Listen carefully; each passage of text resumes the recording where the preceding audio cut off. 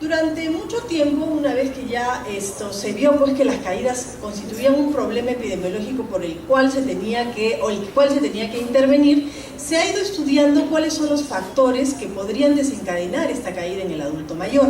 Ya desde 1996, grupos de estudio, Leipzig y otros grupos de estudio, comienzan a buscar pues, cuáles son los factores de riesgo más comunes o que estén asociados al riesgo de caer. Estos factores de riesgo, como ven ustedes, inicialmente se podían simplemente encontrar en una lista muy pequeña.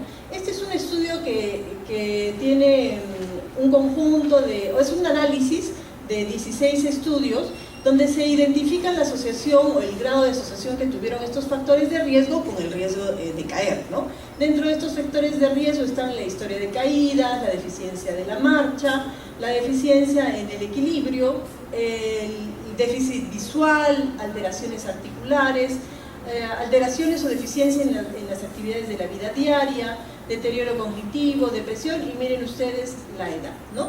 Ya se identifican factores específicos que pueden influenciar o que pueden estar asociados al riesgo de caer.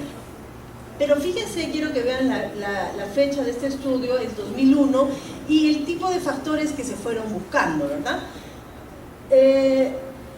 A pesar de esa, miren, en la época que estamos hablando, o sea, el estudio del 2001 traía recopilación de estudios desde 1996, donde ya había preocupación, o sea, ya se identificaban factores de riesgo que influenciaban sobre las caídas, pero a pesar de eso, se hizo muy poco, o se ha podido hacer muy poco, para poder intervenir este problema, o poder evitar que se pueda producir.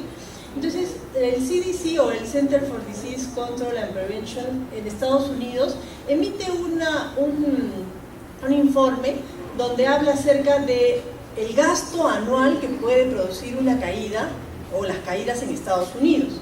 Entonces, en general, para el año 2008 presentó un gasto anual de 28 billones de dólares para Estados Unidos, o sea, un costo en salud altísimo. Y entonces, fíjense, a partir de eso se ha hecho muchos más estudios para ver cuáles son los factores de riesgo que están interviniendo o cuáles son los factores desencadenantes, factores intrínsecos, extrínsecos, que finalmente van a conllevar a que este paciente adulto mayor pueda caer. Porque el cuadro que les mostré anteriormente está asociado a la edad, como hemos visto, y además está asociado también a una relación varón-mujer. Las mujeres tienden a caerse 2 veces más que los hombres. Un tema que todavía está siendo estudiado, ¿por qué? Pero probablemente, bueno, tengo mis pequeñas teorías acerca de porque nosotros somos mucho más activas, sé que hay varones, pero eso no se pierde con la edad, ¿no? Entonces probablemente sea por eso. Pero bueno, entonces pero aún no se ha demostrado cuál es la razón por la cual hay esta relación.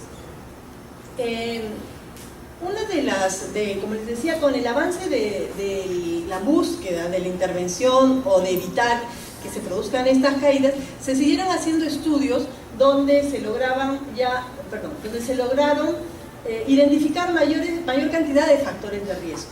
¿Por qué buscar factores de riesgo? ¿Por qué identificar estos factores de riesgo? Porque la única forma de intervenir este problema es elaborar pues programas que puedan evitarlo, ¿verdad? Pero para yo elaborar un programa o para poder intervenirlo tengo que saber sobre qué voy a intervenir y si realmente lo que voy a intervenir va a causar algún impacto o va a evitar este problema, ¿verdad? Entonces se fueron viendo pues que habían otros factores que intervenían, ya ni siquiera se les comenzaron a separar como factores intrínsecos y extrínsecos, sino se le agrupaban como factores que podían ocasionar caídas. Es más, ya no solamente se dieron cuenta que el paciente que caía una vez volvía a caer nuevamente, entonces se comenzó a ver cuáles eran los factores que podían ocasionar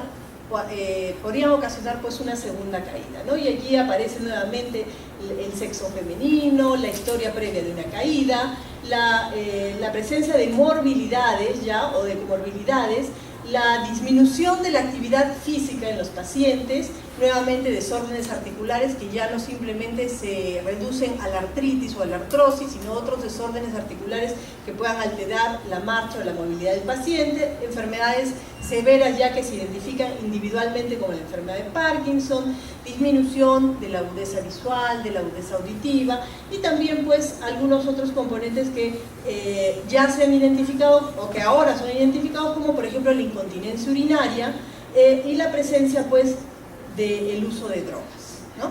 El uso de drogas se refiere pues al uso de medicación. La presencia de la medicación como un factor de riesgo que puede desencadenar pues finalmente una caída. Cuando nosotros hablamos de